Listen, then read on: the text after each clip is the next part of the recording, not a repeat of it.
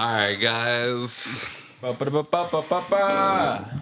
to Three Hacks in a Movie. I'm Emilio. I'm Bentley. And I'm RJ. And we just watched Three Ninjas, didn't we, guys? we should do like very recently we watched Three Ninjas. Yeah. Should we talk about Three Ninjas for a little bit? Just do a little mini We'll save it for one of those like. We'll just have to do it. We'll just have to do one episode where we talk about all the movies we haven't done a podcast on yet. Like, because I still have like Buffalo 66 and I know, yeah, dude. Honestly, and I really wanted to talk about that one too. For sure. Yeah, Buffalo 66, Lost Highway, and Three Ninjas episode. The lost episodes of our fucking podcast. Yeah, we can do because I think all of us have two movies that we've picked that we didn't record for. Yeah. Possibly. My other one was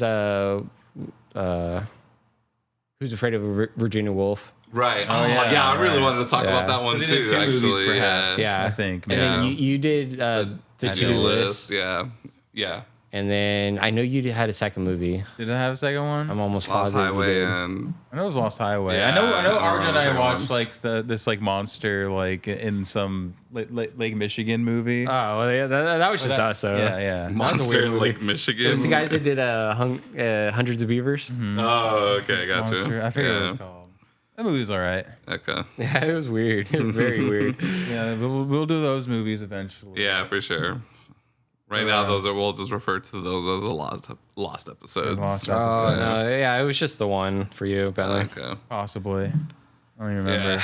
But all right, guys. So this week's pick was my pick, and we got to watch the 1999 thriller known as Deep Blue Sea. We had the pleasure of watching. And so I watched this movie a lot as a kid, and I mean I watched it on TNT, so it was pretty like censored, obviously. It's a very much a rated R movie. Yeah, lots of violence, a lot of blood, lots of violence and cursing and stuff. It was mostly the cursing that was censored. It was just so funny about movie ratings. It's just like that's drawing the line, but watching someone get eaten in half like multiple times, that's like fine. Yeah. By a very bad CGI shark. Yeah. God, hey, it was great for the time, all right? Like, for the time and like watching it on a fucking TV with a tube in the back, it looked pretty good, dude. So sometimes the censoring can be pretty funny when they actually like change the words of what they're saying. Like in Die Hard, they like change. Good night, Mr. Falcon, or whatever, instead of yippee-ki-yay, motherfucker. Yeah, I don't know, something like that. Motherfucker, yeah. But sometimes it can be pretty funny. Yeah. So this movie on TNT, I can't imagine it having the same impact. To be honest, honestly, I remember I loved this movie as a kid, man, and I'm sure I've said it on this podcast multiple times. I know I told you guys multiple times. Horror movie is still my least favorite genre. It's basically tied with like musicals at this point. But this is the one horror movie, I think it's still classified as a horror movie, that I watched repeatedly as a kid. Like every time it came on TNT, I watched that and Saving Private Ryan. Watch Rocky Horror Picture Show, then maybe that'll the doubling of those. That's a horror musical, bro. It'll cancel out. Is it even just because the word horror is in it? Is it a horror? Well, I mean, it's like a joke. It's very like Halloween themed, I think, or like that type of stuff. Okay, yeah, sure. Same as like Frankenweenie. I mean, like IMDb says it's just listed as a sci-fi thriller, which I'm like, you know what? Yeah, I mean, this movie is definitely like science fiction, I guess. No, it's pretty science fiction, obviously. Yeah. Genetically mutated sharks. Yeah. I mean, we probably did do something like that. I mean, genetic mutation on animals, that's not like science fiction anymore. Like we've cloned sheep, we fucking like fixed. I mean, we just brought back the dire wolf, quote unquote, so genetic mutation of animals, that's not really like far-fetched anymore. Yeah. Chimeras. Chimera. I've seen it written down plenty of times, but damn. So if you saw it type, you could have been like, I've heard it both ways. Gone with the Wind. You ever seen that movie before? But yeah, man, this movie, dude. So this movie, I haven't seen it in easily probably like 12 to 15 years at this point. When I did watch cable and streaming services weren't really a thing. I mean, they were, but not really. Especially when we were a kid in high school. with parents who refuse to learn technology or anything. My parents just got into streaming services like 2 years ago, so yeah. Luddites. And yeah, man, this movie. So I got this movie. I got the Arrow Video version of this movie, which, if you guys know, like Arrow Video likes to come out with like special editions of older movies here and there. Sometimes very like obscure, not obscure movies, but movies that just had like a cult following. Or sometimes they do really, really like popular. Like, I mean, I have an Arrow Video version of The Warriors, Inglourious Bastards, Wild Things. Yeah, some Coen Brothers movies, probably. I want to say. I don't know if I saw any Coen Brother movies on there. Dude, like not a lot of love for the Coen Brothers. Yeah, man. Criterion has a few Coen Brother movies, but yeah, they have 18 movies together, man. I know, and I know all 18 aren't like Criterion worthy, but. Yeah. But I mean, they have, what, Blood Simple, No Country for Old Men, Inside Llewyn Davis. And, not Big Lebowski. No, I think that's it. It might be just those three. But yeah, I mean, they definitely deserve more Criterions for sure. I mean, I've definitely seen some movies on the Criterion Collection where I'm like, really? Like that made it into your this fucking movie list? Should be in the Criterion Collection. I hate that The Irishman is in the Criterion Collection. Armageddon with Bruce Willis. But Wally. Yeah. What's it called? Yeah, but this movie, so I've seen it. My two pals here have never seen this movie, but RJ did reveal to me that he did know part of the ending, which is that fucking LL Cool J made it. Yeah, survives. Yeah, spoiler alert. Yeah, which I was hoping you guys didn't know anything about it, because at some point in the movie, after the first few people died, I asked them, I was like, all right, if you have to put money on it, who are you putting on that like is gonna survive the whole thing? And then you guys were actually really close. I mean, you guys basically just called it the last out. three. Yeah, because you called the last three. You called the last three. You said, oh, it's gonna be L Cool J, the main guy, and then the doctor, like the Australian doctor. Yeah, and you even specifically said, I think she'll make it to the end, like towards the end, but I don't think you said that she's gonna make it through the whole thing. But you said she's basically gonna make it like to the end. Yeah. Which I was like, bro, what the fuck? Like, I was like, is this movie really that predictable? Yeah, I will have to say, it's good to kill love the interest. movie was very predictable. Yeah, there's plenty of scenes. Like, I don't know if it's just they took the basic like horror movie tropes or something, but it's like there's plenty of scenes where I was like, okay, I know what's gonna happen right now. Yeah. It's like action movie schlock, you know. Yeah. It's like an 80s action movie, but in the 2000s, and like they're using computers in the movie that look like they're from the fucking 80s, and like all the software they're using looks like it's like 80s. Pretty like 90s movie, like 90s. Computers, honestly, with the floppy disk. And is this 2000s, right? 1999. 99. Yeah. So at least probably like a year or two to make. So probably was made in like 97, 96. Mm-hmm. But yeah, no, this movie is like action. Like the main character is kind of the action hero. Like Thomas Jane, for anyone who knows, like that's the OG Punisher, the one where like John Travolta was a villain in it, and that movie was fucking awesome. I mean, Thomas Jane, I think, is a great actor, honestly. And it's so weird because he's always, even though he's been consistently working for like 30 years, I feel like he's like such an afterthought for so many people. We're like, oh yeah, he has been like pretty consistently working and has done some like notable things. But yeah, I definitely haven't seen a lot of his stuff. Yeah, like The Mist, I think I watched it once, but yeah, I mean, The Punisher, of course, Boogie Nights, of course. Yeah, we watched 61, the movie about right, the home run chase between Roger Maris and Mickey Mantle. He played Mickey Mantle. Isn't it Barry Pepper or something? Yeah, Barry Pepper. Barry Pepper. I always know him as Private Jackson from Saving Private Ryan. B. Pepper. But yeah, I love Thomas Jane. I remember I watched him in this one show. I think it only lasted a season. It was called Human Target or something like that. Had Sheen McBride in it, but yeah, I'm pretty sure it only lasted one season. He was the vegan police officer in Scott Pilgrim versus the World. Mm-hmm. Wow. Yeah. Wow, dude. I do remember that. Yeah. That's quite crazy. the role right there. He's in some video games. I guess like they all do at some point. Vegan police, bro. I do remember that, and I was like, oh shit, that's fucking Thomas Jane. I'm sure he's a great actor, but in this movie, he plays such like a hammy action hero type that it, like when I was watching it, it was almost like the Nicolas Cage effect, where it's just like, is this like really bad or really good? I can't really tell. I think that's the role though. Like he is supposed to be the action star. Like he's like that ex-convict who's like, you know what? I finally got a good gig. I get a good life. But, I mean, the dude just swims with sharks for fucking fun sometimes. Yeah, do you like ride sharks? Yeah. I mean, yeah, he rides sharks, dude. So, that's pretty badass. He is him, bro. Like, he is supposed to be that guy. But, yeah, man, this movie. So, I guess to synopsisize it real quick, I would say it's about a research team who's using sharks to basically develop a cure for Alzheimer's. Something about like the shark's brain and like the proteins that they've developed. Oh, because sharks are known for like never losing like mental like stability, I guess. Like their mental fortitude is like fucking ironclad, basically. Like they never seem to slow down mentally. So that's kind of like what started the whole research thing. And yeah, so they're using sharks to create basically a therapy for Alzheimer's patients. And they live out on this what do you call it, but like an island thing. So it was a submarine like a refuel station or like a station, refuel station or something like that, like resupply station. Is that what it said? Oh, I don't even know that's what it said. They said that it was when they were flying in the helicopter or in the plane. Sam Jackson and the doctor. Yeah.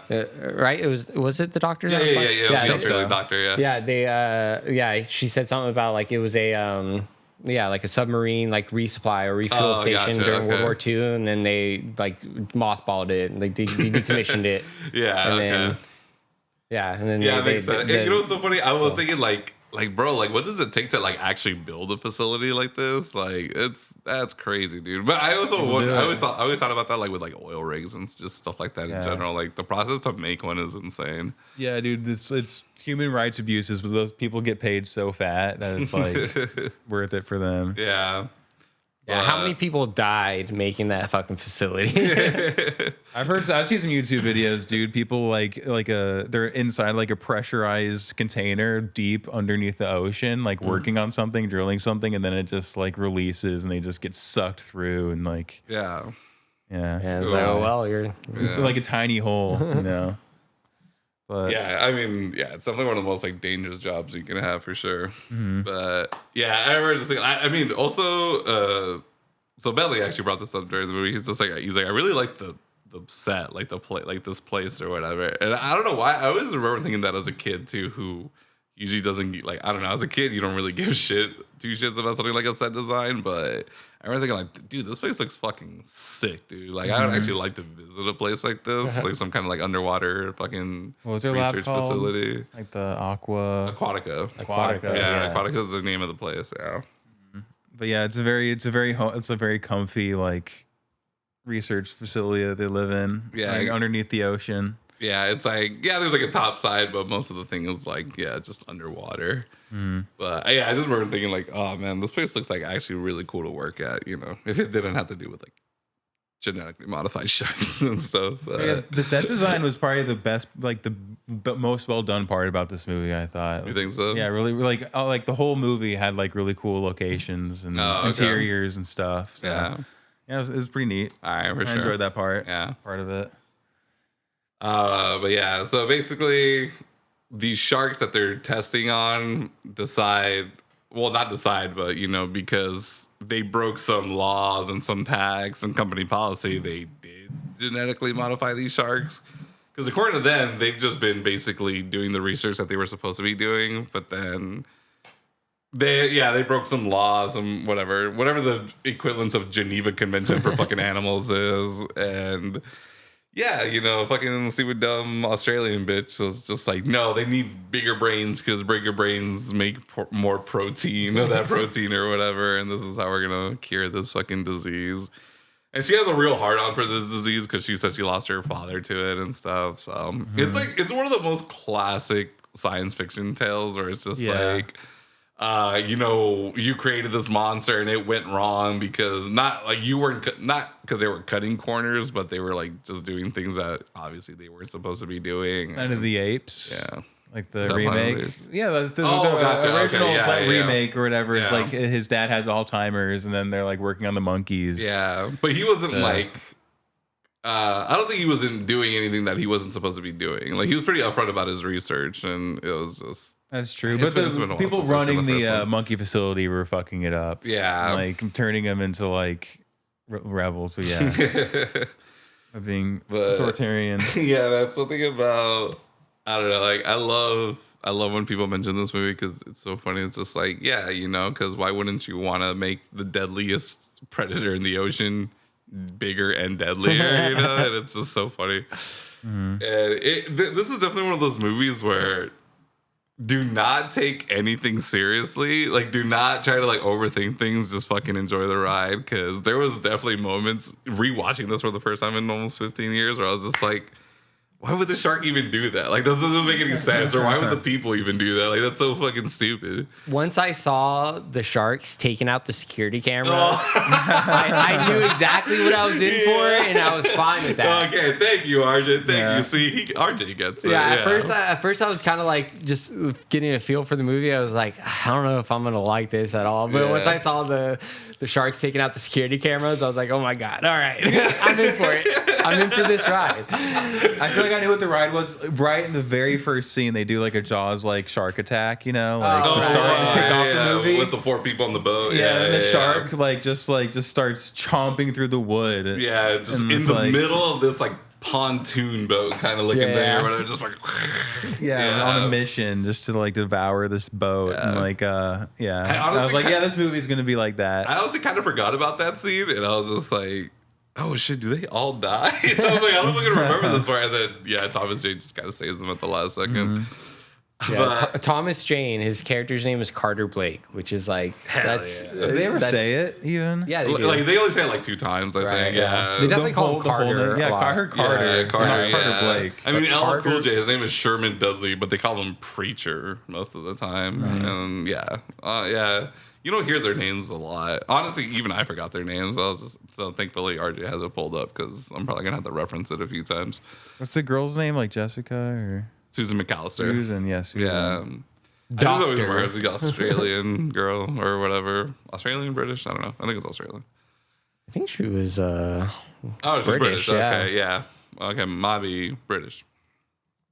Saffron. So honestly, RJ, I fucking forgot that was a scene in the movie when they start taking out the cameras. Yeah. Because I definitely remember thinking like, okay, there's scenes in this where like, why the hell would they do that? And then I was like, what? I was really like, why are they taking out the camera? How the fuck do they even know what the camera is? Like, this is so fucking dumb. But I mean, I love this movie. I already knew what I was in for, so I was, you know what? I'm gonna take it. This is exactly what I signed up for when I bought this movie, dude. Yeah, there's even a scene where Carter Blake, he like pulls out one of the like harpoon guns or whatever on the 2 sharks are like attacking him when he's in the cage. Yeah, and then they like back off and they swim backwards, which everyone knows sharks don't swim backwards. Sharks don't swim backwards. Yeah. And they did it in unison too, which is like they're not coordinated attack. Sharks are not pack animals, so the fact that they're attacking simultaneously is insane. Yeah. But what's so funny? The harpoon thing, I didn't even think was like the most outlandish part of it, that they remember the harpoon, because I was like, this dude's been shooting these sharks with harpoons for like how long? At some point they're probably gonna remember that this metal stick or whatever, But they made a big deal out of it. The characters did. They did make a big deal about it, yeah. Honestly, they made a big deal about the fact that they swam backwards. And what's funny? I didn't even think about it until they said it out loud. Yeah, I was like, like, oh yeah, that's right. They don't swim backwards. That's like a thing. Yeah. That's why you always just see them like turn around, like pull a 180. I think the camera scene is probably the first scene where you're like, okay, I just can't take this movie seriously. Like, I'm gonna go along for the ride. That this is an over the top science fiction like action movie, like thriller, and don't try to bring logic into any of this. Just don't, because if you do, you're gonna hate this movie. But if you don't, I think you can truly enjoy it. Like, I think it's just a fun, stupid movie. In my humble opinion. He's dumb as hell. But the sharks are smart as hell. And that's the whole thing. Even learning algebra and shit. Yeah. That's the tagline for the movie. Bigger, smarter, faster, meaner. Then what? I'm surprised they didn't put like deadlier or something. Than a regular shark. Because they're genetically modified, so. Yeah, I always forgot like who was in this movie too. Like honestly, I low-key forgot that Thomas Jane was the main character, but I knew LL Cool J. I always remember LL Cool J, like easily the coolest character in the fucking movie. Yeah, Thomas Jane. He's the comedic relief, really. Yeah, he was. Yeah. So was Michael Rappaport to a certain extent. Yeah, but mostly he was busting a joke every once in a while. Yeah, Sam Jackson, obviously, like biggest name attached to the movie for sure at this point. But yeah, Stellan Skarsgård, I completely forgot that he played the other doctor, like the research scientist. And then Ada Turturro, as some of you know, as Janice Soprano. Right. Yeah. And then, I did not recognize the two like female actresses. So. I don't know. I even looked up the Sarah Burrows character, and I haven't really seen her in anything. I noticed that she was in You. She was like, I guess she's like a main character in that show You, which I never seen. But that's the Susan lady. Oh, she was in Kiss Kiss Bang Bang apparently. The other girl. This is a different one. Okay. Oh, that is a different one. Yeah. Okay, never mind. The lady who plays Susan was like very beautiful. Oh, the British girl. Yeah, the British girl. I'm surprised she's not in anything else. I like forgot, but didn't forget. If this one makes any sense. The scene where she goes back into her room for like her research or whatever, and she like takes off her like wetsuit or whatever. I was like, man, this director knows exactly what the audience wanted. But yeah, she was almost like too hot in that scene, dude. It's fucking crazy. But is that the scene where she's getting chased by the shark? It's like when she's in her room and like the fake shark pops up. Why does she take off her wetsuit? Because I was wondering that because she was gonna electrocute the water, basically. So it was like that extra like rubber or insulation, layer. Just to make sure she doesn't electrocute herself in the process. Yeah. But yeah, that scene as a kid, I remember was very much burnt in my brain because I just thought, that's so hot. Bro. I mean, it was just so hot. And then she killed a fucking shark while doing it. So with a fucking like whatever, just like a bunch of wires, a bunch of like crazy static. Yeah, like equivalent to throwing a toaster in the fucking bathtub or something. Yeah, it's just like. The only thing she missed is like some like cool like action line where she's just like, you know what, you're in for a shock or something. I'm gonna say if it was LL Cool J's character, he definitely would have fucking said it. I feel like this movie was missing a lot of like cool action lines, just like from the main character too, Tom, whatever his name is. Yeah, this seems like the perfect movie to do it too, because it's not like a movie you're supposed to really take seriously, you know? Yeah. Yeah, he had moments to say something, I feel like, action hero-y, but he never really did. Yeah, like, he definitely had like a few moments, and I mean, I think LL Cool J more filled that role because when he was getting hunted down by the shark, he's like, "You killed my bird" or whatever, and then he fucking throws the lighter to blow up the kitchen and fucking just cooks this thing. He also at the end, he has that final scene where he's like, "Bring me some sushi." After they blow up the final shark, it's like, "Bring me some sushi." Yeah. See, he had the cool action tagline for sure. Yeah. Honestly, he was the star of the movie. Bro, like, he really was, man. Like, he was like, I'll tell you, he was the coolest character for sure. Definitely like, was. Like, where Thomas Jane was supposed to be designed as the like too cool for school kind of like guy, LL Cool J just easily outshone. He was like the Fonz, bro. Like, where like it's Happy Days. He's not the main character, but he basically just steals. Yeah, I think it works a lot more because he, like that first part of the movie where he's just all by himself, kind of, It's not until part way through the movie that he actually like finally meets up with the rest of the people, and then they work as a team together, you know, because he's separated from the rest of the crew when everything, all the shit goes down. Yeah. But we knew he was going to be a funny character because, like, I mean, the parrot was pretty much the comedic relief. Or, like, he was, like, the parrot was, like, talking shit the entire movie. And he was, like, talking shit back to the parrot, So you could tell he was going to definitely be, like, more of a funnier character. Yeah. And then, I mean, when he meets Sam Jackson's character, he's like, "Oh, you're that guy who survived the avalanche, right?" He's like, "Yeah, that was me." He's like, "So many things kill black people in this world, and you go ahead and climb a mountain, whatever." He's like, "Why don't you leave that to like the white people?" Yeah, he said, "Leave that for the white folk." Yeah. Mm-hmm. And then like there's like hip hop music playing while they're talking about it, and you can hear like her record scratching. Yeah. Oh, I think that was during like in the cooking scene. I think that was like when he was in the kitchen with the parrot. Yeah, and I'm pretty sure that was LL Cool J rapping in it too. Right. Yeah. I'm pretty sure he. The two rap songs in this movie, I think, were both performed by LL Cool J. Yeah. It says he contributed 2 songs: Deepest, Bluest. And then in parentheses, Shark's Fin. That's it. And then the other songs, Say What. And Say What, yeah. Yeah, see, exactly. I know that was like, Cool I've seen the rapper, I forgot who, like, they said that's, oh man, like he did that where he wanted to come out with an album, but like they didn't want to release it. So he like made a deal where like, he said like they'll let someone use it like in their movies or something just to like kind of get it out. Take him more seriously that like he can make music and then just kind of go from there. I forgot whose interview it was. But I was like, oh, wasn't LL Cool J? It was not LL Cool J. I don't think so. Anyways, for some reason, I'm thinking Coolio. Comment. I know he had a lot of stuff to do with movies, like movie soundtracks too, in the mid '90s, mid to late '90s. Yeah. Confessions of a Dangerous Mind or whatever. Or Most Def. But then I also think he like acted a little bit too. Yeah, he did. He did for some. sure. He did some acting. Yeah, very very few performances. I didn't realize this was LL Cool J until RJ said it was. Yeah. I had no idea because I guess I don't know what he looks like too much. And, I mean, the thing was like, LL Cool J was even really before my time. Right. He's like 80s. I mean, I was 4 when this movie came out, and I probably didn't watch it till I was like 6, maybe 7. Yeah.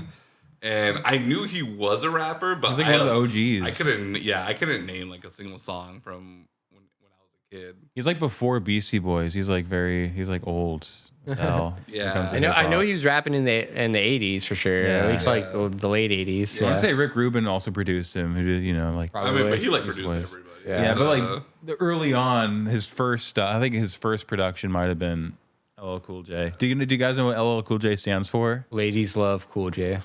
Yeah. See, I didn't know that. For some reason, I always remember that. Yeah. The one song, 30 Rock or something. 30 Rock, don't they say that? I don't know. I had never watched. No, he did come out in 30 Rock, yeah, but his name was like Murder Face or something. Like he had some like kind of like he didn't play LL Cool J. He played some other character. It was just the Rubber Band.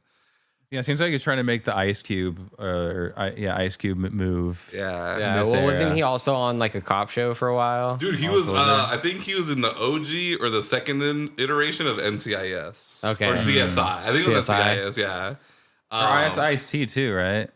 No, that's SVU. That's Law and Order SVU. That was Ice-T. Those are all the same shows to me, to be honest, because I don't watch them. But NCIS, Los Angeles and Hawaii. Oh, okay. But he might have been in like the original too. I don't know. Yeah, it says he was in Halloween H2O. Like, he's definitely done quite a few movies. Yeah, I mean, he's been doing acting stuff since the '80s. I mean, a lot of stuff I haven't heard of. Honestly, Rollerball, yeah, SWAT, Deliver Us from Evil. I fucking know all those movies. Holy shit.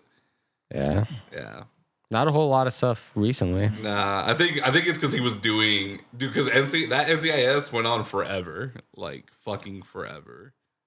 Yeah, and the residuals. Ridiculous. I just saw his 30 Rock credit. Ridiculous. That was his fucking character. I remember that. Yeah. Classic. Yeah, he was a main cast in NCIS Los Angeles from 2009 to 2023. Yeah, see, exactly. For 14 years there. Yeah. See, yeah. So that definitely took up most of his time. Special Agent Sam Hanna. I mean, that's his character. That was his character in in Hawaii. In NCIS. Oh, okay, gotcha. Oh, okay. Casino Normal. What episode was that? Well, speaking of American Dad, this movie, American Dad did pretty much a whole parody of this movie in the Hurricane episode. If any of you dadders out there are aware, dadders, dad stands. Yeah, they did an episode where like they There's hurricane and there's a bunch of flooding in Langley because they live on like the lowest point of the city, like lowest part of the sea level or whatever, or like below there's sea levees level. or whatever. Yeah, the levees break and then it floods the whole city, whatever.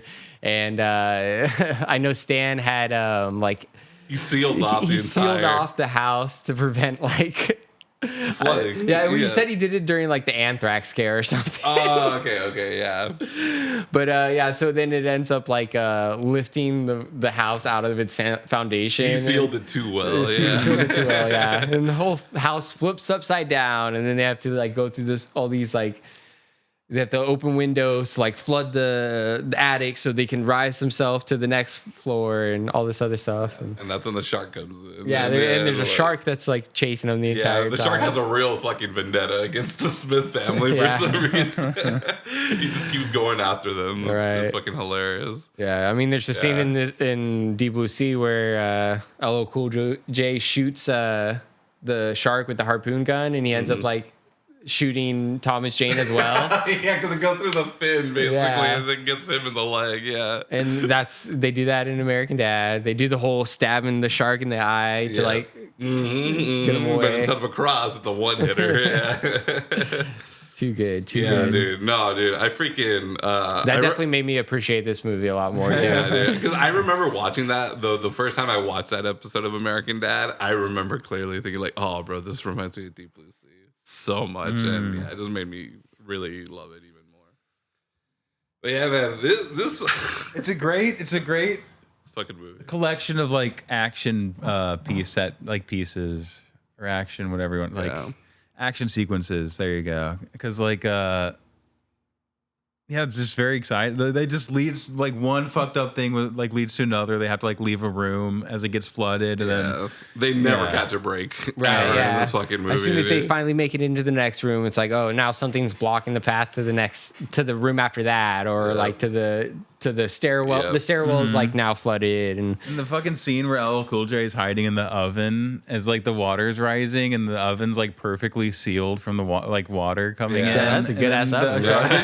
The shark turns on the oven to cook accidentally. Okay, let's remember accidentally. Like it's not like the shark knew it was an oven. It's a smart shark, bro. But yeah, because he's just like smashing into it with his fucking face, and then you see it turn on, and you see like this look on LL Cool J's face, like you gotta be shitting me. Like now you're gonna cook me, like what the fuck? Yeah, as like the heat's rising and the water's like starting to flood in, he's fucking like has an axe. And would that be irony if LL Cool J got cooked in that oven, like because he's the cook, you know? And then he gets fucking. I don't know if he's ever made shark before. But I thought it was because he was Jewish, but just kidding. But yeah, man, I don't know. No, that's a great action sequence right there. Honestly, like that part. I think this movie has a lot of great action. It's definitely more of an action movie than it is a horror movie, but it definitely has its suspense. And I will say, like some of the pieces were very like suspenseful, honestly. Yeah. And then I would say, if anything, it's more suspense thriller. Yeah. Which can be like almost interchanged with horror in a way. There's slight differences, but I think the genetically modified shark part is like what makes it more like a horror. Yeah. But like well, the fact that there's like a monster kind of chasing them the entire time. That makes it a sci-fi, really. Yeah. It's not science fiction, bro. Like we definitely genetically modified animals before, like chimeras. That's a thing. It's just. Yeah, you definitely take this more of an action movie though, for sure. And I remember as a kid, I was like not scared, never thinking like there was a scene that like scared me. But yeah, I just remember thinking like, bro, it's just suspenseful, you know, like they're just like you see someone in the hallway, or like LL Cool J when he's even just like walking through the water, like the hallway is barely like halfway flooded, and then you just see like, you know, the fin, or when the girl's in the room trying to like get her research back. I remember there was just scenes in the movie where I was just like I was like, oh, bro, like just thinking like if I was in that fucking situation, you know, I'd be fucking shitting myself. Yeah, so. Honestly, the one part that if anything got me was when LL Cool J was like climbing the rack in the kitchen, and the bird is at the top, and he like flies out, and it just like spooks him. It's like a jump scare. Yeah, that was like the only part that almost got me. Do you remember the bird's name? No, Peachy. Scarface. Was it Scarface? Yeah. I just remember him calling him Bird or like, come here, Bird, or whatever. I think I remember Scarface. Yeah. Wow. I swear I heard him say Scarface because like you killed not when he said you killed my bird or whatever, but he says like, oh, he got Scarface or something like that. Yeah. Okay. Yeah. Huh. Yeah. I swear I heard the name Scarface, and I just thought it was so funny. Like, oh, he would fucking name that bird Scarface. R.I.P. that bird. RJ thought the bird was going to last to the end of the movie. Yeah. Type in parrot. I mean, I don't know if it's going to have a fucking... Yeah, it doesn't even have like a name with listed. Okay. Yeah. I remember it said Scarface, though. But yeah, dude, I also... Dude, okay, so the scene where it's Thomas Jane's character, Carter, and Michael Rappaport's character, and they're like, in the flooded lab... trying to like move the stuff or whatever before they get to it, and they like shoot up to the ceiling, and they barely have like 2 inches of like air basically to breathe. Right, yeah. Bro, like I felt fucking such claustrophobia during that scene. Like there was a couple scenes where I was just like, bro, I'm feeling fucking claustrophobic right now. So there's just some scenes that were done extremely well that made you feel what they were supposed to feel. And yeah, man. I mean, as a ridiculous movie as it is, it's still, I think it's like it gets its intentions across of what you're supposed to feel during certain moments. Mm-hmm. It is. Yeah. So this director I haven't really seen a lot of his stuff. He's done a lot of. Well, it says he's Finnish. Yeah, he's Finnish. Oh, that would make the fucking Finnish vodka that they were drinking a Finlandia. Lot. Yeah. Yeah, makes a lot more sense. Yeah, he's done. What's the director's name? Renny Harlin. Renny Harlin. Yeah, he did Nightmare on Elm Street 4, Die Hard 2. Cliffhanger. He did Cliffhanger, Cutthroat Island. Oh, which apparently it was like that's considered one of the biggest failures of Hollywood history at that point. Long Kiss Goodnight, which I've heard. I've heard of that movie. Yeah, Mindhunters, I've heard of. Yeah, Deep Blue Sea, obviously. Beginning, The Covenant, 12 Rounds. Isn't that the John Cena one? Yeah. Yeah, right. It is. Okay, yeah. Devil's Pass. Okay, so this definitely reaffirms my theory that this dude is a Christian. And he definitely puts that in the movie. Because I know The Covenant, that's like a horror, like Christian movie. Exorcist, obviously. Devil's Pass. I mean, Devil's Pass. Yeah, that sounds like something like that. This movie had some like kind of Christian undertones, especially with LL Cool J's character. I don't even know if it's undertones, but he's just straight up like actually like preaching. Yeah, his name's Preacher. That could just Preacher. Yeah, they call him Preacher. But that could just be his character, not necessarily like the director. Well, that's what I mean. He's not an undertone. Like he's like just straight up. Yeah. Like, but the director overtone. is actual religious opinions being expressed. Yeah. You know? Yeah, probably. But dude, okay, boom. The movie is basically a metaphor for why you don't mess with God's creatures and you leave them alone. Like this is what happens when you play God. You get eaten by genetically modified sharks. Mm-hmm. End of story.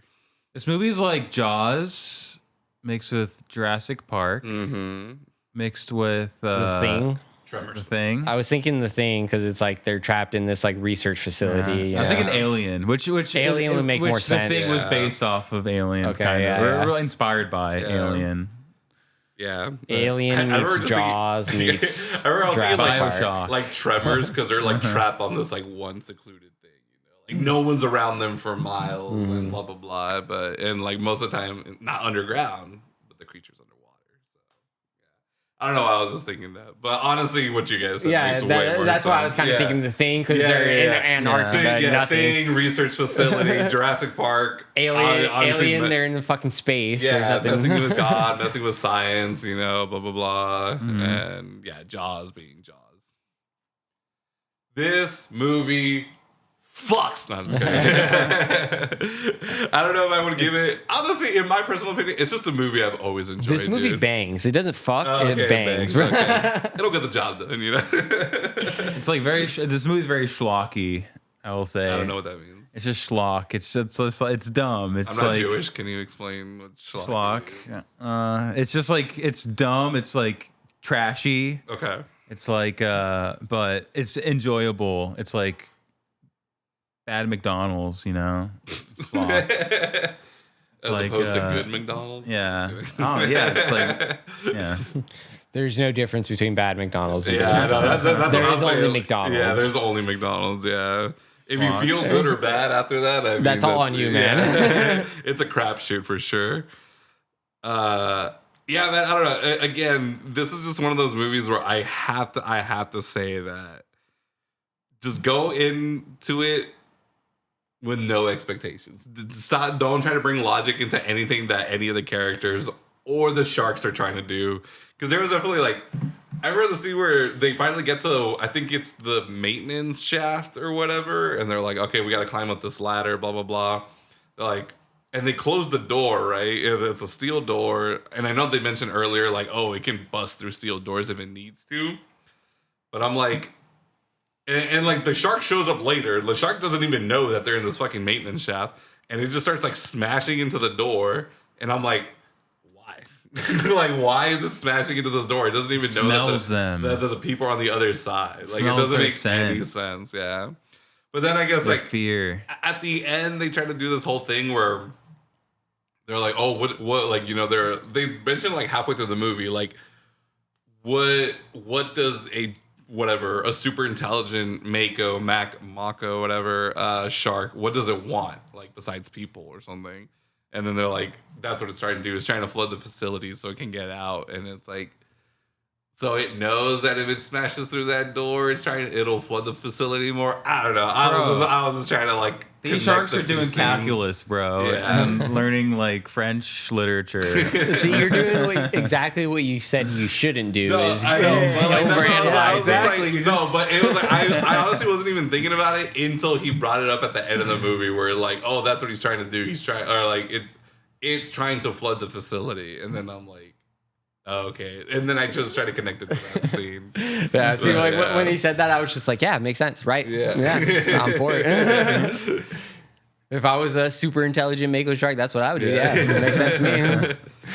Yeah, man. But yeah, I just, it's so funny because it definitely reminds me, like, the horror elements of this movie always reminds me, like, these people can't catch a break, like, no matter what happens. I mean, I wouldn't even say the beginning where the dude gets, where Skarsgård's character gets, like, arm fucking chomped off or whatever. It's when, you know, the medevac chopper shows up and the fucking that part was gets stuck. Ridiculous, bro. Yeah.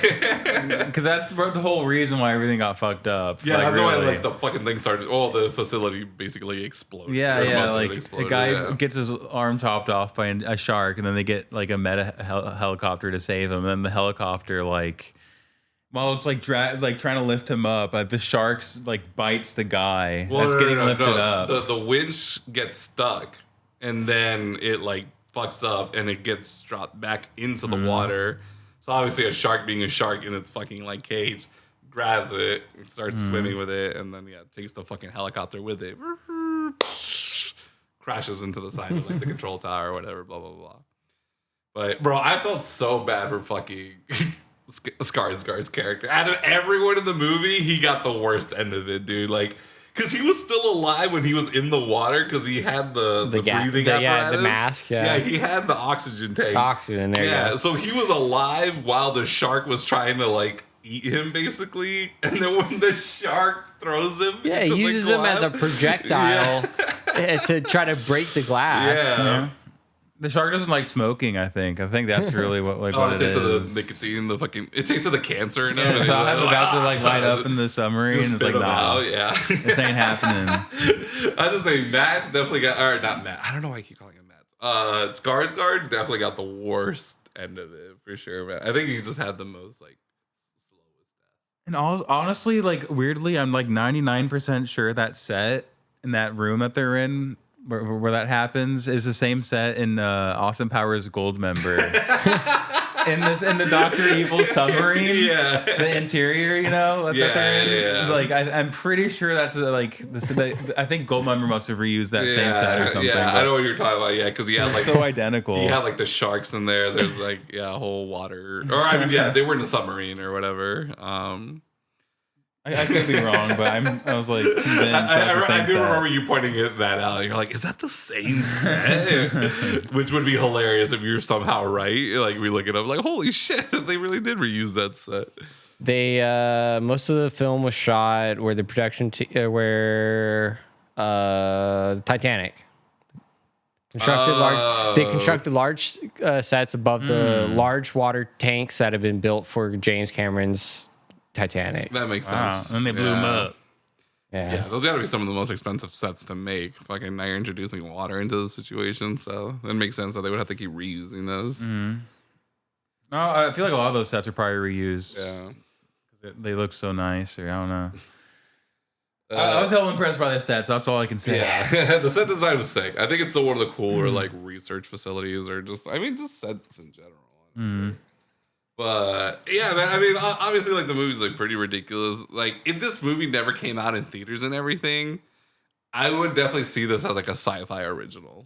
I was gonna say if you go into this movie just like kind of expecting just like a B movie, like a B level movie, then you would thoroughly enjoy it. Yeah. It's absolutely, man. Absolutely. It's again, just don't take it too seriously. I feel like this movie could be way better if the acting was better, to be honest, from some of the characters. I don't know, like I thought there was a few scenes that I thought were like over the top. I don't think the acting was terrible, to be honest. I think there was a few scenes where I was like, okay, that was kind of funny how they delivered that line, and it's not supposed to be funny.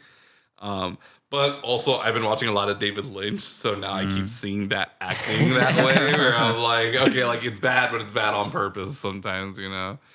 But oh fuck, I kind of lost my train of thought on that one.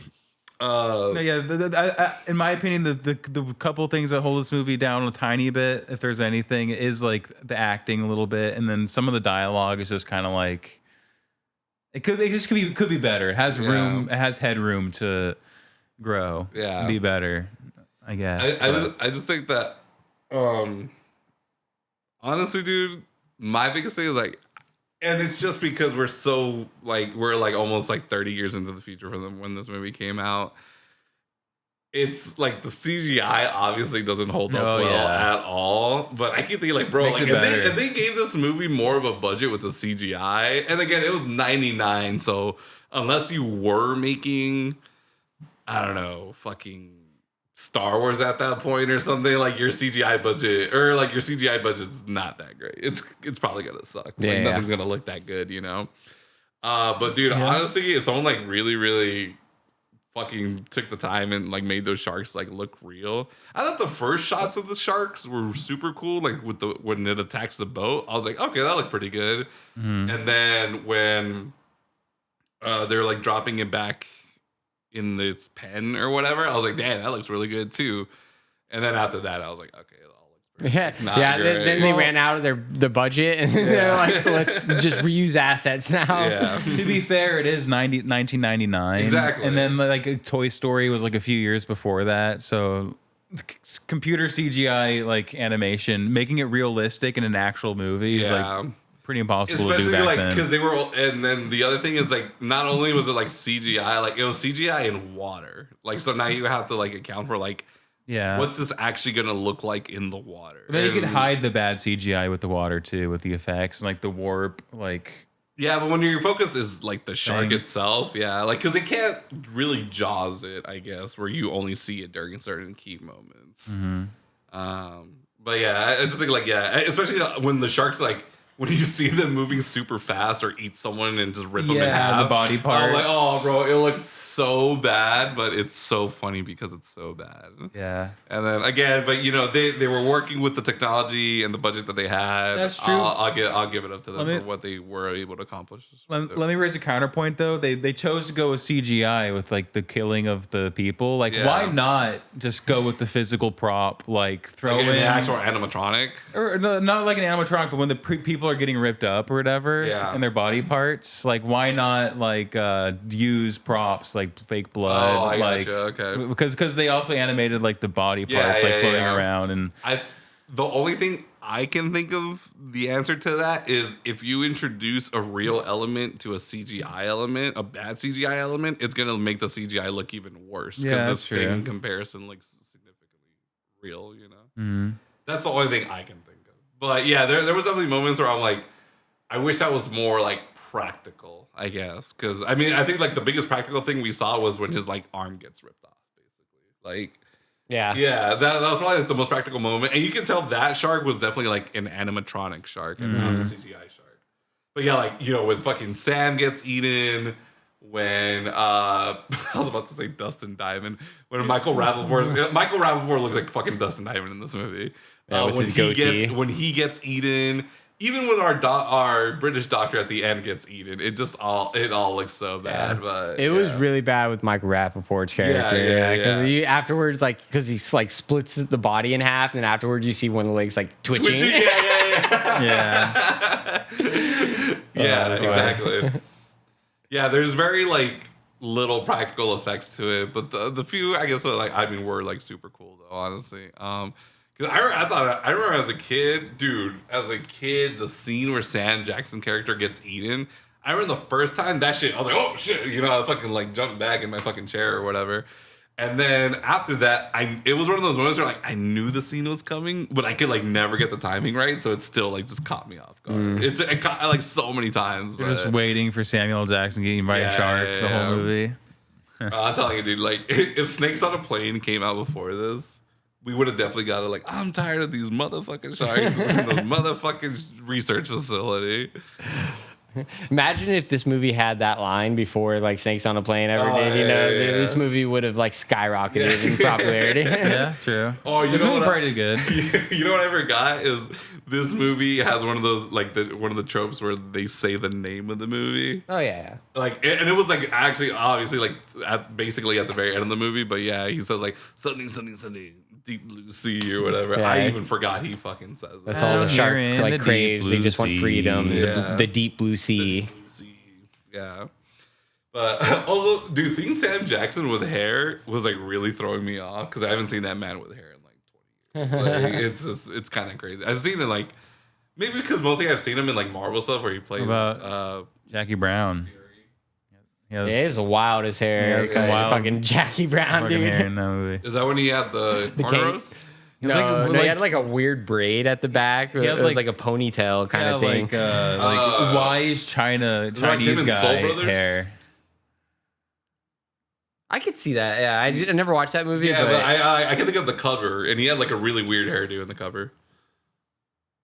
Looks like a wise Chinese guy. That's okay. He's got these like weird. Yeah. He's always. That's what I'm mostly thinking of is that braided fucking goatee. That's Shavo from System of a Down. But he had like a fucking thick ass one. Yeah, but he's always wearing the Kangol hat. No, you know what's great? Look up Sam Jackson Unbreakable. I always remember. I always remember his hair in this one. Yep. Yeah. I fucking love it. I love his fucking hair in that one. The Frederick Douglass haircut, right? Excuse me, sir. Are you Frederick Douglass? But I just haven't seen fucking Sam Jackson with hair in such a long time. I was like, it's the Frederick Douglass haircut. Oh, it really is the Frederick Douglass hair. Yeah, you're right. Also known as the Karl Marx, just with melanin. Yeah, there you go. But yeah, it was so weird just seeing fucking Sam Jackson with hair because I was really thinking about like the last whatever things I've seen him do. I mean, it's mostly Nick Fury at this point in the last 15 years, but I mean he's always Samuel Jackson. Yeah, he's always bald. Yeah, he hasn't rocked hair in a while. Or the fucking Jerry curl in Pulp Fiction. Hell yeah, dude! Badass motherfucker, dude. Yeah, this. Oh man, what was I gonna say? I thought it was funny, RJ, when you said, "I think the parrot's gonna make it like towards the end or whatever." Like, I think he's gonna survive. I was just waiting. I was like, you're gonna be in for a rude awakening in like 10 minutes. Well, I just because that's the one thing I knew about this movie was that LL Cool J was in it and that he survives. I wish he didn't know because I really wanted to like know your guys' like just blindly like, all right, who do you think is gonna make it? Yeah, I definitely wouldn't have picked him just because that's like stereotypical is that the black man always dies in the horror movie. See, I was definitely thinking, I remember as a kid, I was shocked that LL Cool J made it, and I was shocked that it was the girl who makes the sacrifice. Like, I thought if it was going to be any two characters that survive the whole thing, it was going to be the doctor and it was going to be Carter. If it ended up being two people, I thought it would have been them too. Dude, if it was one single person, I would have thought it would have been the doctor who makes it to the very end because Thomas Jane like sacrifices himself heroically. That's how I would have predicted the movie. Yeah. Yeah, they just kill her the fuck off like right at the end, bro. Pretty gruesomely. Like you almost like kind of expect she's gonna get away and like live happily. Oh, bro, with when the you main see her reach character, for but then like she when you just see her gets reach turned for into- that bottom like step from the ladder and it just like rips off of the wall. Yeah. I was like, oh fuck. I was like, yeah, she's not coming out of this. And then when Thomas Jane jumps into the water to like I don't know, trying to thinking he's gonna distract the shark or something. I was like, I love how the shark. Again, not even. I don't want to think too much. I like how it stops before it eats her.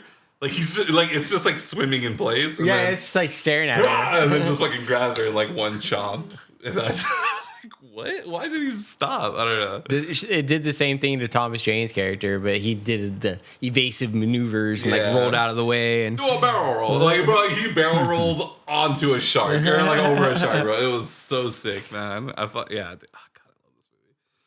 Yeah, I really think like because you know she was just like, oh, we gotta stop it from escaping or whatever.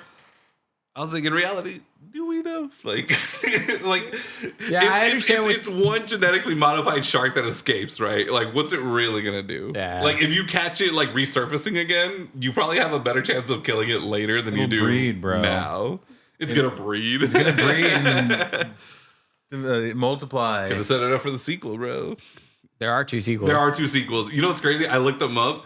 The first sequel didn't come out till like 2018, and then another one in 2020. Right. Yeah. Which I was like, damn, they really waited a long time to redo this movie or to add on to it. I'm sure it probably had to do with something like they lost like once they finally lost the rights to like the IP or something. Yeah. It's like, oh, someone else just bought it up and like, oh, let's make another movie now. Yeah.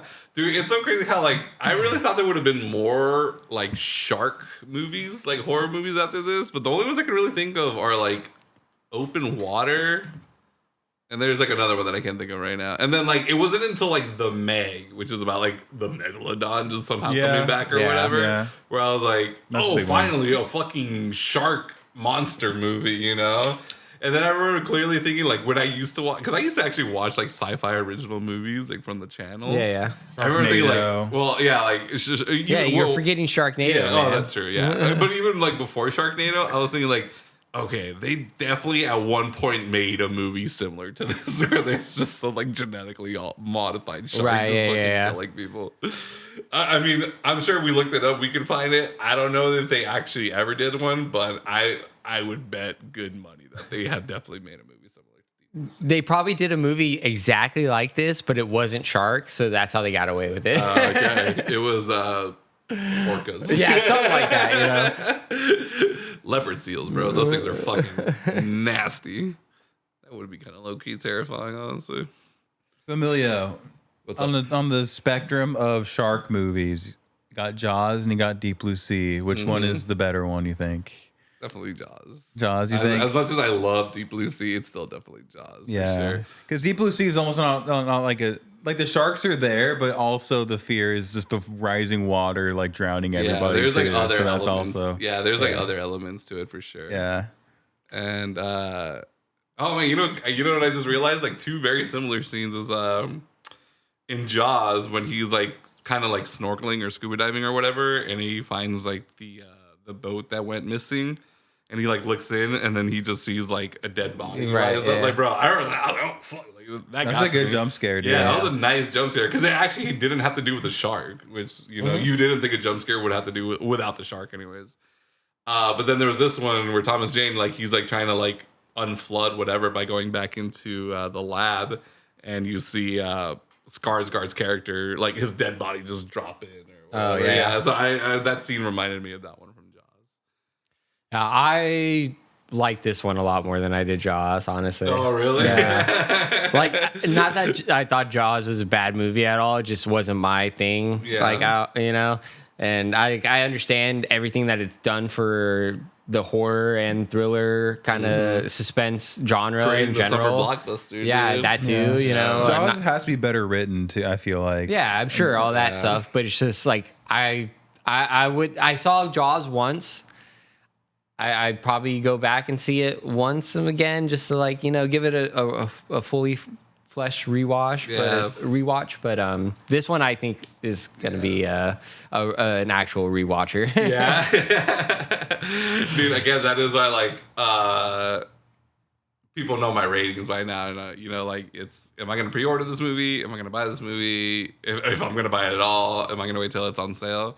Bro, I pre-ordered this Arrow video edition because I remember this movie just being such a big part of my childhood. Where, again, bro, on TNT, the 2 most watched movies that I watched was fucking Deep Blue Sea and Saving Private Ryan. I watched those movies nonstop as a child on that specific channel. Yeah, I remember watching it all the fucking time. Yeah, bro, I think Jaws. I mean, I'm gonna love it more of a shark movie, but Deep Blue Sea, I'm going to put it in the genetically modified animal category. It's probably the greatest genetically modified animal. Yeah. It is a great schlock, if you want schlock, as I said before. Okay, mainly it's Jewish, apparently. Just fucking... It just sounds like a naturally Jewish word. It kind of does. Like schlep, you schlepped up the hill, or he's a schlep, It just sounds very, Yiddish. Schmuck, yeah. That was the schmeckle sound. Schmear, like a schmear of cream cheese. Yeah, it's got that schmear sound. Maybe started. Schindler's List, it just goes on and on. But yeah, man, I remember. So I don't know. Do you guys have any favorite scene in this movie? Anything that just kind of stood out to you? Definitely the action sequence with the oven was I feel like the most it was because it was almost funny with how ridiculous it was, but it was also kind of enthralling, and you were it's curious to see how the fuck LL Cool J was gonna get out of that. Yeah. Getting stuck in an oven by a shark, but that's probably the coolest scene. Yeah, I honestly probably like the part with LL Cool J by himself the most. Those are some of my favorite scenes. Dude. It was the comedic relief. Yeah. And that's why when you said that you thought he was going to last the longest, I was like, oh, because he's the comedic relief, and that would actually benefit the movie for him to last throughout it. Right. To add that energy. So I was like, I was like, yeah, that's actually a good call when you said that. Yeah, but I would have to say if there's one action-y scene that I really enjoyed, it was when they're in the elevator shaft kind of thing, and the water's rising, and they're climbing up the ladder, and the ladder falls, and bro, it's so intense, dude. Yeah, and then the fact that because there was 3 people on that ladder at that point, and then only one of them loses the grip, which makes sense, because it shoots the highest one up on the ladder. And then she it clangs, the reverberation or whatever, blah blah blah, and she lets go, and then as soon as I saw her hit the water, I was like, oh, she's done for. Mm-hmm. There's no saving her. Bro, if they did save her, I would have been shocked at that moment. Oh shit! I really thought the shark was just gonna fucking. This movie could actually be a pretty good game, a video game. I thought, bro, it's yes. Sorry, go on. You're just. I guess I don't know how long it could be, but yeah, you're just escaping the rising water, and you have to go through channels and doorways and opening other doorways. Rises the water, and then you want to rise the water in a beneficial way to get out. Alien Isolation. Yeah, with fucking sharks, Well, and they're sharks, and they did the Thing game as well. So it's these movies can definitely be made into a horror survival game. Yeah, and they charge $90 on the Switch to play it. Yeah, dude, it's crazy. It's funny that you mentioned that, because I remember thinking I was more comparing this with the whole research facility part of it. I kept thinking about Dead Space, and I don't know if you guys ever played that game or not. I watched you play a little bit of it. Yeah, it just kind of it made me think dude, you can honestly do something like this, just deep sea underwater. And I mean, we have BioShock, right? Mm-hmm. Which is kind of I don't know if it's considered a horror game, but I would consider it a horror. Yeah, the Big Daddy and stuff. Yeah, there's those fucking splicers are scary as fuck, dude. Oh, bro. Especially when they're just chanting out nursery rhyme type stuff, and you just hear it off in the distance, and you're like, okay, where are these fuckers at? Because they're gonna jump at me with a blade. The one that really pissed me off is the one that had the short burst of either speed or teleportation, or it just fucking bounces all over the place. I fucking hated those things, dude. But yeah, it's just and then again BioShock has even though it's this massive massive civilization, there's moments where it creates this real sense of claustrophobia, and you're and then the idea the only thing that's protecting you from being crushed under fucking how many like whatever like leagues of water is just like some glass or whatever, some plexiglass and fucking shit like that. And I remember I would think about that with like Deep Blue Sea. Just like the sense of like claustrophobia in some scenes was fucking real, bro. And I'm not like a claustrophobic person at all. So if you make me feel that, that's like, ugh, fucking like shivering down my spine. You're not claustrophobic until you're like Kill Bill and stuck in a coffin or something, and then you'll probably be claustrophobic then. Yeah. Everybody has their limits. Oh, for sure. Yeah, I don't think anyone's gonna really like keep calm in those situations. So real quick, because we were talking about like, you know, some of that, you know, LL Cool J got like the cooler lines when like Thomas Jane should have got it. Yeah. Preacher when he starts doing his Einstein's theory of relativity or whatever. I'll always remember that. Like a second on a hot plate feels like an hour, but it's an hour on a hot woman, like touching a hot woman, can feel like a second. Yeah. And it's like it's all relative. It's all relative. And I love how Michael Rappaport's character, he's like, I spent 4 years at Caltech, and that's the best physics explanation I've ever heard, bro. Because it's actually really good. Yeah. I was actually surprised how like well thought out that was. And then Preacher being a very self-aware black man in basically a horror movie. Oh, I'm done. Brothers never make it out of situations like this. Not ever. Yeah, I fucking love IMDb's like quote sections because it reminds me of some of the better parts that like I just kind of forgot about. But I've always loved the trivia section on IMDb. Just get thousands of just dumb little factoids. Oh yeah, for sure. About it. I like pissed take off me crew back to members the ghetto. Sorry. One of the closing lines is fucking take me back to the ghetto. And then doesn't he say me too? He says amen. Amen. Yeah, Donna Shane's character goes amen after that. He also grew up in the ghetto, apparently. Yeah. Yeah, it's just funny. I feel like I'm really surprised LL Cool J or somebody, or I mean, it would have been his character because he makes it to the end. Like, and that's why brothers don't swim or something like that, or you know, that's why like we don't really fuck with the ocean like that, you know, something along those lines. Well, that's when he said that line to Sam Jackson, where he's like, all that, like going up on those mountains with all the snow. Like, leave that to those white people. Yeah. It's like, dude, you're in the middle of the ocean on this like float or this whatever, this former submarine like resupply station. You're in the middle of nowhere, like surrounded by killer sharks and stuff. Like,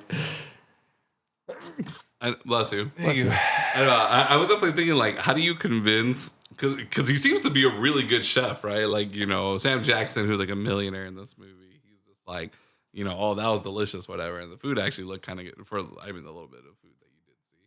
I'm thinking, like, damn, dude, like, how do you convince like a really like impressive chef, like, hey, you want to go work at this research facility for like a few months out of the year or whatever, and it's in the middle of nowhere. We're messing with genetically, we're experimenting on sharks. You know, like how do you convince somebody to fucking go do that? Like Thomas Jane's character made sense because he's like an ex-convict. So I mean, there's not a lot of work after that, or good work, anyways. Probably making bank doing that work. Yeah. Well, he said he's like, I make good money. You know. Well, one thing is that they do give him a little bit of backstory. LL Cool J's character. Yeah. Well, and not just that, but that he talks about like, oh, I'm a Christian man, but I'm I used to hit the bottle all the time and stuff, and so it's like maybe this is kind of like something to like isolate him a little bit from all that, you know? Okay. Yeah, he does start drinking, and then he's like apologizing to God for drinking too. Right. He's just like, oh, this is what I get for drinking, or whatever. He just throws the bottle at that point. It's not a sin to drink, I don't think. No, it's not. It's not. Anyway, I think it's a sin to get drunk, but it's not a sin to drink. Yeah, something like that. I think the only like motivation I thought of, like obviously everyone there was getting paid extremely well, and he even like we find out later that he does have a family. He's like, I try to be a good husband, I try to be a good dad, and I'm like, oh, I guess that would explain like why he like goes away from his family. It's just like, you know what, I'm gonna pay a lot of money to work like just a few months out of the year or whatever. And I don't know why this reminded me of this. In the movie, we see like an entire crew of people go away because they said like, oh, during the weekend it's a skeleton crew. Yeah. So you see a whole boatload of people leaving, and then they come back. At the end of the movie. Imagine being one of those people on that boat where you're just like come back. You're like, what the fuck happened? Like, where's our research facility? You know, like, why is it on fire? Why is there only like 2 people, like, just at the very top, you know, or whatever? Like, bro, those people were chosen by God. Right. Like, they avoided that whole entire fucking thing. Mm-hmm. Yeah. And also, apparently, they had no like telecommunications or anything like in the whole entire facility from the top or bottom. Well, the control tower was like the first thing to get taken out. Yeah, you know, that's where the helicopter hit. It was just looking. Yeah, and then when the shark launched Stellan Skarsgård as a projectile, and it like crashed through the glass broke, and the whole room started flooding. Yeah. I think that like took out the rest of their like. Basically, yeah, because that was the room that they had to go back into to reset the power. Right, yeah, because it took out a lot of their power because a lot of the stuff wasn't working. I didn't really understand how the whole power thing worked, to be honest. I was kind of confused by it because she like electrocutes a shark with like these cables, and then like as soon as the shark dies, the electricity stops flowing. But it's like, why did the electricity stop flowing? Because the shark died. Like, I guess I guess it can go on for. You know what's right? I always like asked this question because I mean we always hear about like I guess that's how people have like killed themselves or whatever, or like we'll see in like a movie or TV show where like someone will throw like a hair dryer or a toaster while someone's taking a bath. Yeah. You know, fucking electrocuted, or like in a pool, right? And I was thinking like if you do that like in a lake or in a pond, like at what point does like the electricity like stop going through like flowing through the water? Like where does it? yeah, I think it probably still goes through most of it, if not all of it. It's just dispersed more, you know? So it's not as effective. Like, it doesn't affect you as much. Well, it also depends on the power is plugged into because you have breakers. You can break a circuit or whatever. And then the toaster would just turn off immediately. I haven't looked into it, but what I would think is like it basically like the electricity travels until like the thing actually short circuits and there's no more electricity or like more power being fed through it, you know, and then it just ends right there. But yeah, I mean, I don't think the electricity just like stays in the water. Yeah. But also it's like doesn't really matter what the real actual physics are. It's just a dumb. Yeah. Well, yeah. Right. Yeah. Exactly. I don't really. I didn't like think too much. But I mean, that's even why she stood on her wetsuit just in case, like, right. You know, I thought about she's it. Like, you know what? I don't accidentally want to kill myself after, you know, murdering the shark or whatever. 'Cause imagine she really just died right then and there. I'd be pissed, bro. Like. She kills herself? Like, really? That's how you're going to write off the character? Like, accidentally? She did kill herself at the end. Well, I mean, accidentally kills herself. Yeah, accidentally kills herself. But, I mean, I remember, or not remember, always thinking, that scene will always be just one of my favorite scenes because she fucking kills a shark in a pretty, like, smart way, I guess. I also thought that, like, when she turns around and she sees just, like, the fin and she, like, freaks out, she's like, ah! And then it's just her, like model of a shark or whatever. Yeah. I remember I thought that scene was so funny when I was a kid. I was like, oh, haha. And then you see the actual fin. I was like, hell yeah. Like, that's exactly how you should do that. But yeah, dude, I mean, she fucking, whatever, strips down to her skivvies. It's looking hot as fuck. Murders a shark while doing it. I'm like, oh, dude, that's like probably one of the most like heroin fucking scenes I've ever seen. This is badass. Yeah. This movie's violent, bro. This movie's violent. Yeah, I love this movie. You definitely gotta shut your brain off and don't ask too many questions. Do not try to bring logic into this. That's like the best advice I could give anyone trying to watch this movie. Do not try to bring logic into any of it. Because these sharks are significantly smarter than you. Like, I don't even think the humans could fucking flood this facility as well as the sharks did, honestly. Like, my opinion of the movie is that I think it's a great, like, if you're just trying to get like action sequences that are exciting and like kind of well choreographed and well thought out. Yeah, this is a good movie for that for sure. Like, you know, like a Mad Max Fury Road kind of thing. Like, it's just constant action sequence leading to the next thing. Never relents. Yeah. So it's definitely action in that sense where it kind of leads like into not like one explosion out there. I mean, there is plenty of explosions, but it is kind of like an action scene after an action scene or speed, but like that. The fact that like if something keeps going wrong is very much like the horror movie, the horror element of it, where like they just cannot catch a break. You know, it's just one thing after another.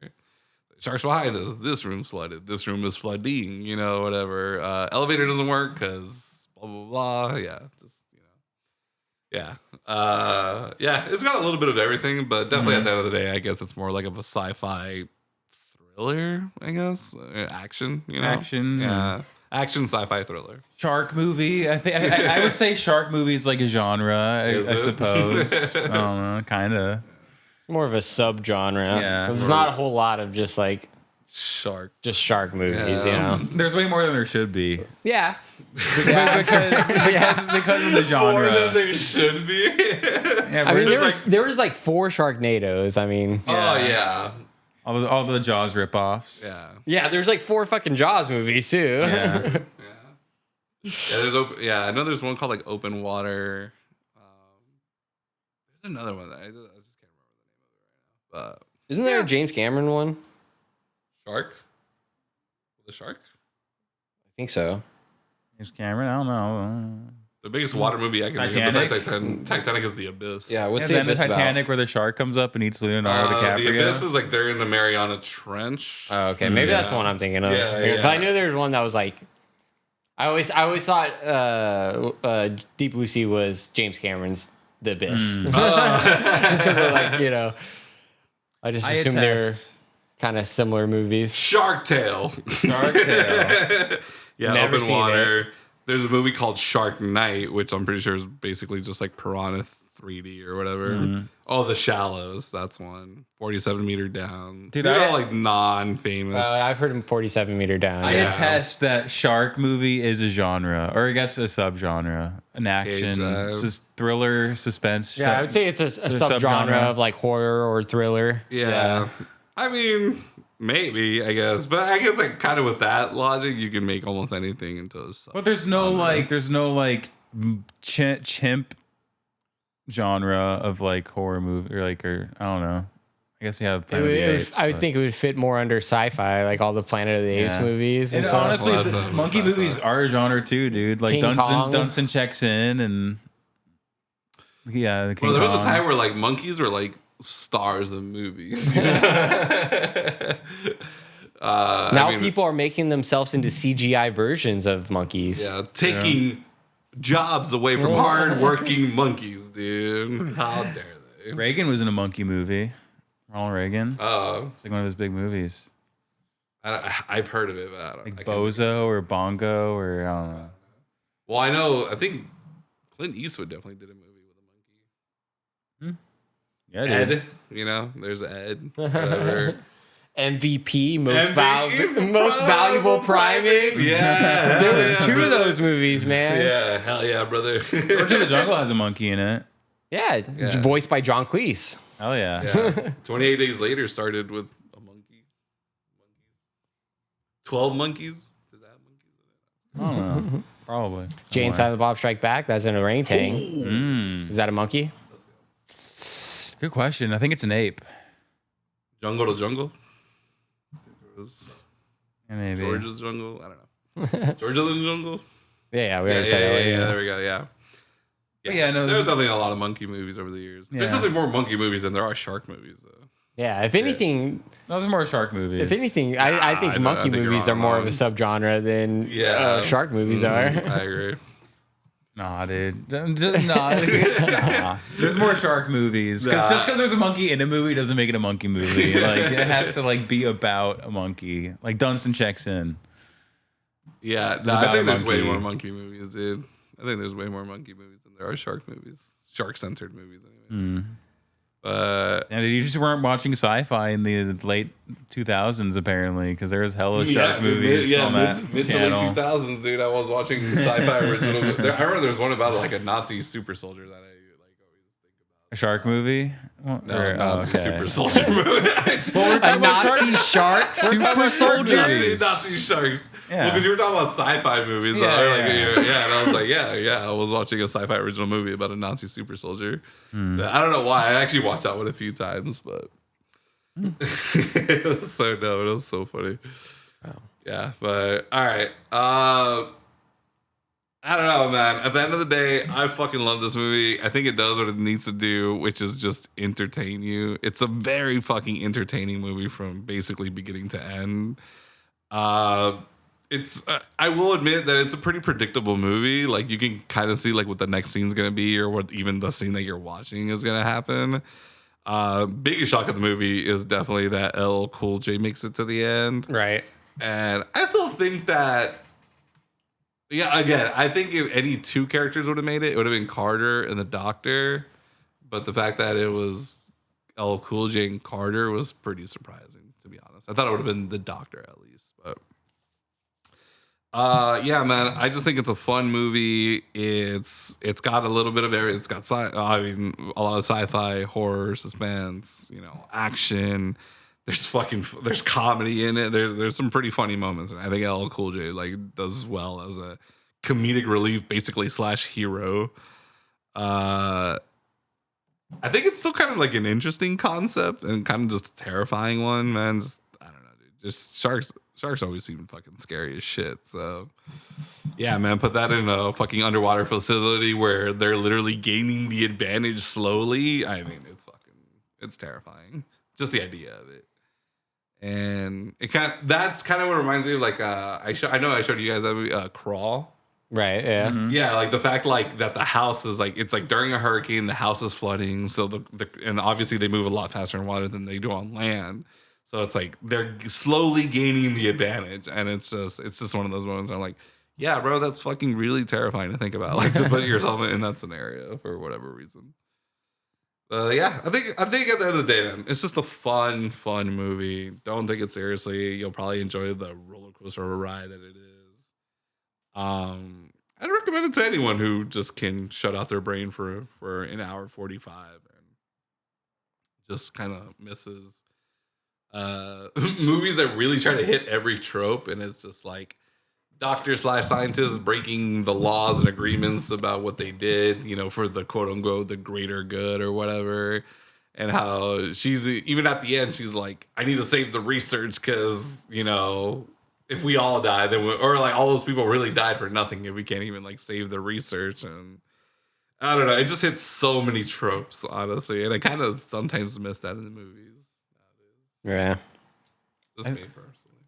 My review is that this movie's kind of a festering pile of garbage in a lot of ways. Melly doesn't like any movie I show him. But in the sense that you can have a festering pile of garbage.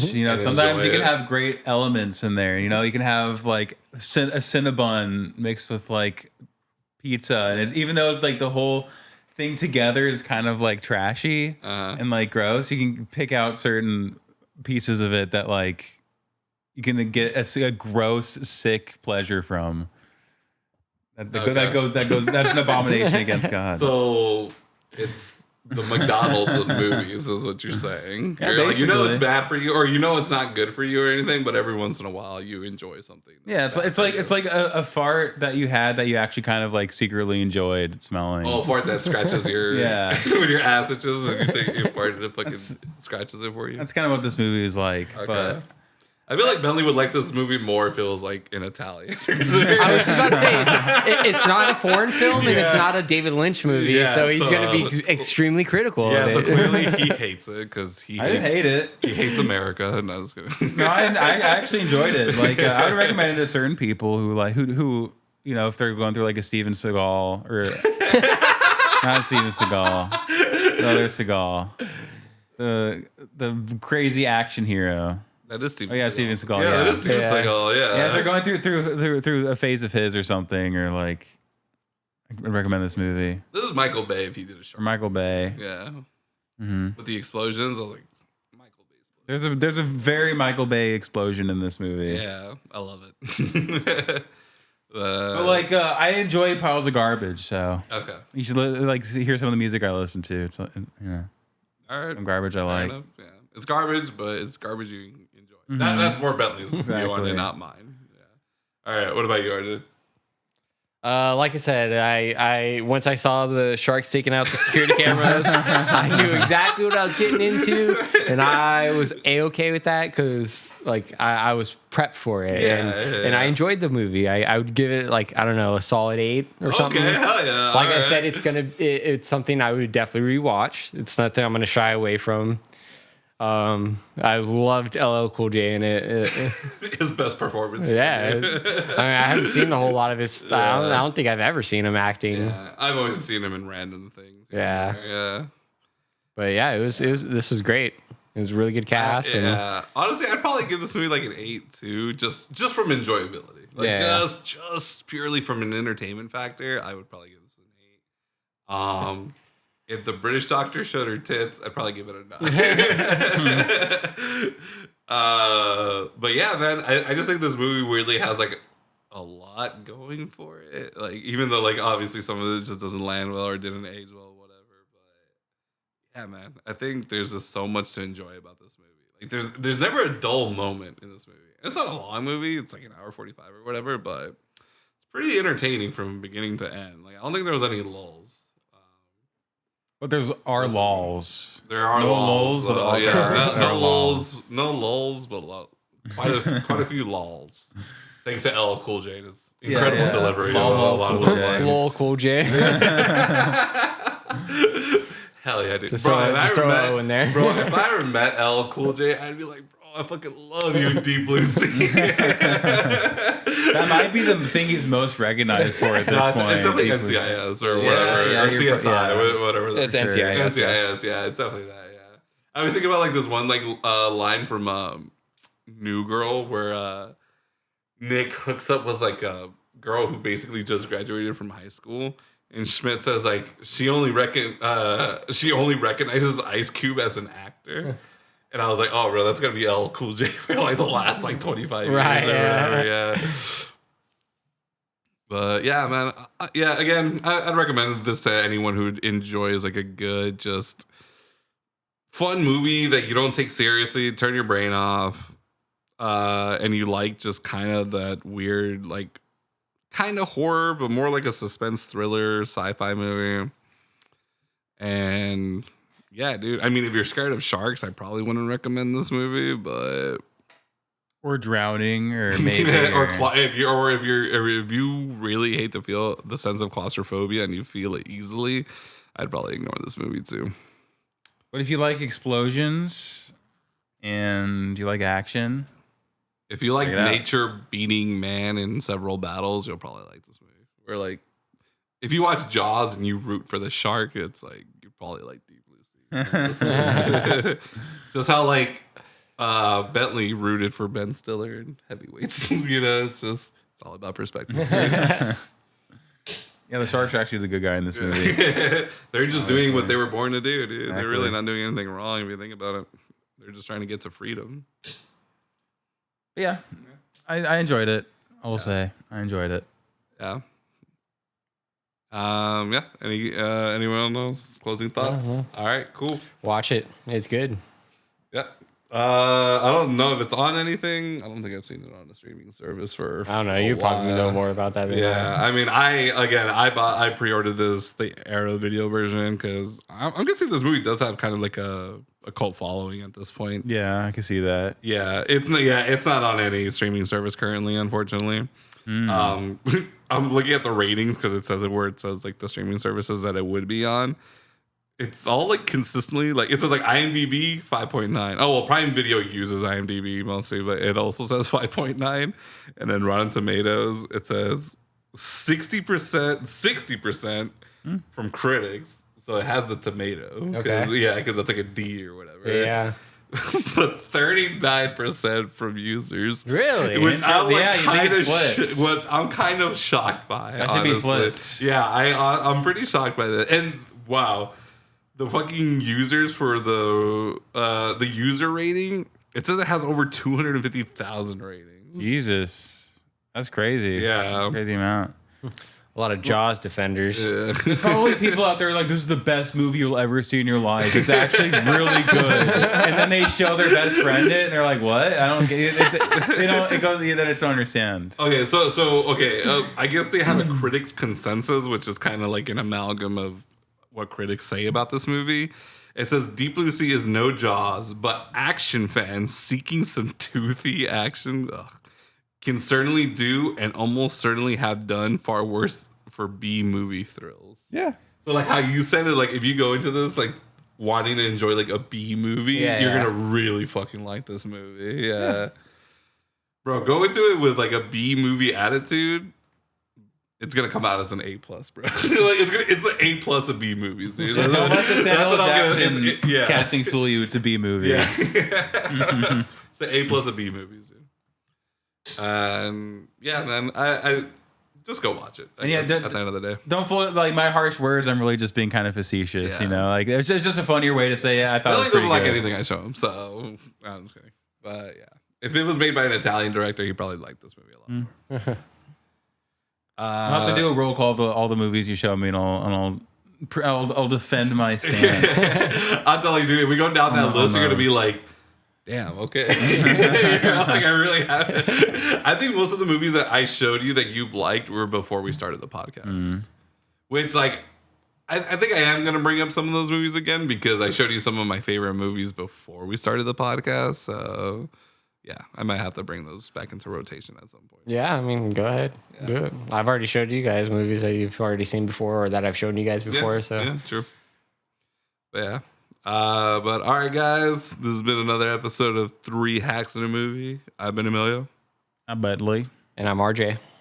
Good night, y'all.